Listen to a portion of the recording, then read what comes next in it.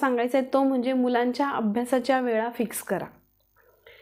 मुलांनी कोणत्या वेळेला अभ्यास करायचा हे मुलांबरोबर डिस्कस करून ठरवा. की मुलांना विचारायचं की कोणत्या वेळेला आपण अभ्यास करायचा आहे, कोणता वेळ तुला आवडेल अभ्यास करायला. तुला दुपारी खेळायचं आहे का, मग आपण संध्याकाळी अभ्यास करूया का, किंवा तुला संध्याकाळी खेळायला जायचं असतं ना, मग आपण दुपारचा अभ्यास पूर्ण करूया का.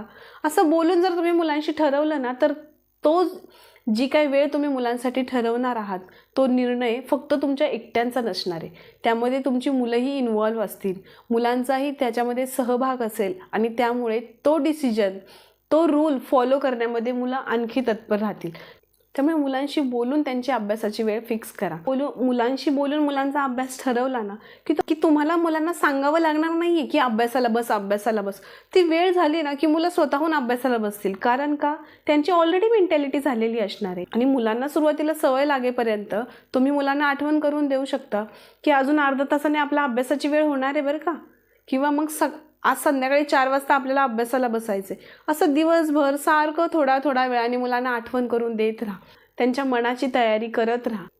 त्यामुळे अभ्यासाला बसवताना मुलांना ओरडावं लागणार नाही. मुलांची ऑलरेडी मेंटॅलिटी झालेली असेल. दिवसभर आपण सांगून त्यांच्या डोक्यात फिक्स झालं असणार आहे की 4 वाजता आपल्या अभ्यासाची वेळ होणार आहे. मग त्यावेळी मुलं आपोआपच अभ्यास करायला बसतीलच. यातून मुलांना अभ्यासाची तर सवय लागेलच, पण प्रत्येक गोष्ट वेळेत करण्याची सवय लागेल.